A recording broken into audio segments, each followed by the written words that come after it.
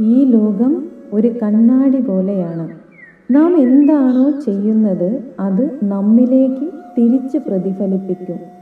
മറ്റുള്ളവരോടുള്ള പ്രതികാര ബുദ്ധി കൊണ്ട് അവരെ നശിപ്പിക്കാൻ നാം എന്തൊക്കെ ചെയ്യുന്നുവോ അതെല്ലാം നമ്മളെ നശിപ്പിക്കാനുള്ള അമ്പുകളായി അതേ ശക്തിയോടെ നമ്മിലേക്ക് തിരിച്ചു വരും.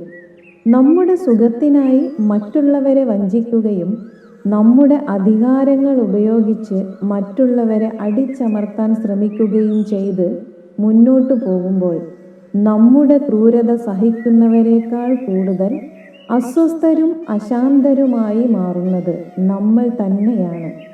ജീവിതത്തിൽ സന്തോഷിക്കേണ്ട നിമിഷങ്ങളിലെല്ലാം നമ്മുടെ ശ്രദ്ധ മറ്റുള്ളവരോടുള്ള പ്രതികാരത്തിലായിരിക്കും.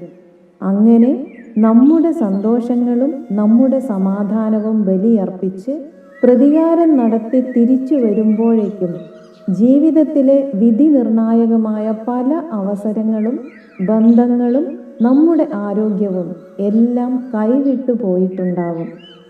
പ്രതികാരം കൊണ്ട് നേടിയെടുത്ത സന്തോഷം ആസ്വദിക്കാൻ പോലും കഴിയാതെ, ജീവിതത്തിൽ മുന്നോട്ടുള്ള വഴി അറിയാതെ, എങ്ങനെ ജീവിതത്തിൽ സന്തോഷം കണ്ടെത്തുമെന്നറിയാതെ നമ്മൾ നിൽക്കേണ്ടി വരും.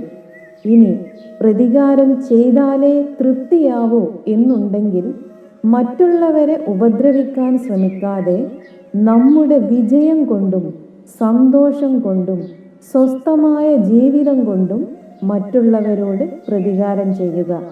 അതായിരിക്കും മറ്റുള്ളവരെ കൂടുതൽ തളർത്തുന്നതും നമുക്ക് ഉയർച്ച ഉണ്ടാക്കുന്നതും.